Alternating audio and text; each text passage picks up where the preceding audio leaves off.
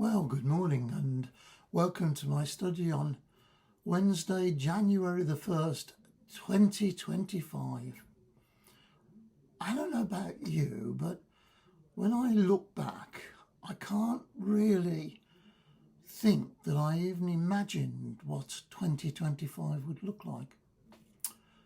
When I was young, there were things like books of 1984 and Brave New World and wonderful picture books, comics that had all these images of what it was going to be like in 2000 with flying cars and lots of wonderful new things.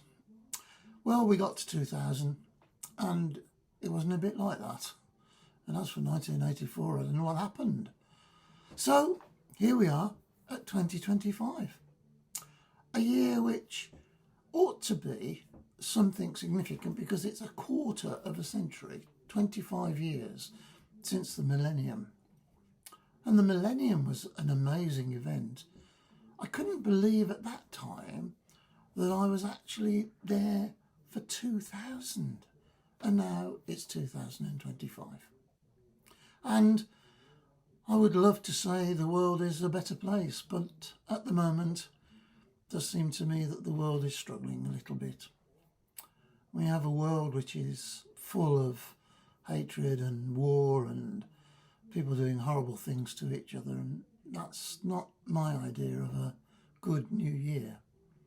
And really, my hope for this year is that some of those things get settled, that people realise that peace and love is much more important than war and hatred.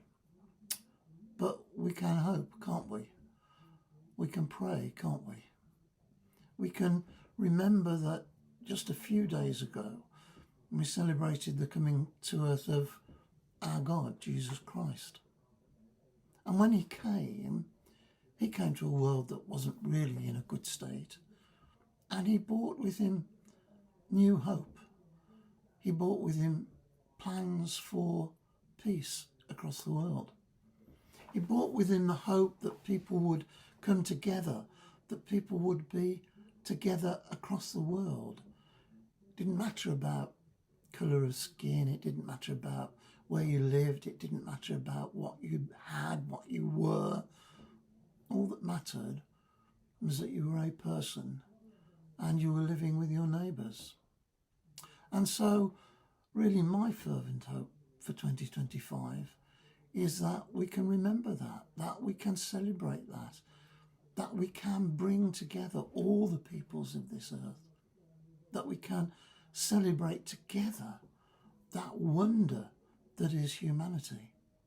That wonder is of all the people, different colours, different creeds, different ways of life, different beliefs, but still wanting to live together, still wanting to be a world of peace and love.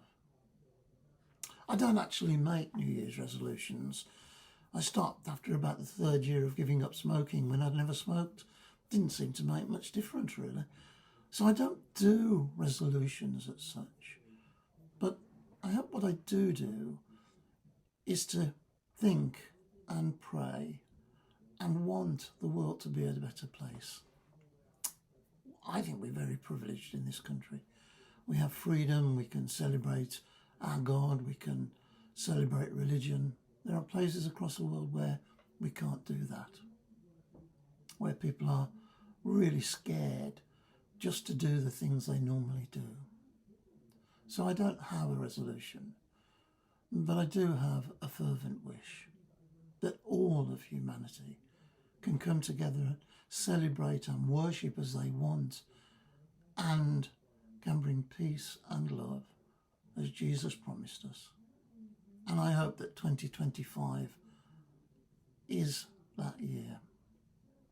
And so, all I can say to all of you out there is a very happy new year, a very prosperous new year if that's what you want, and a year full of God's peace and love.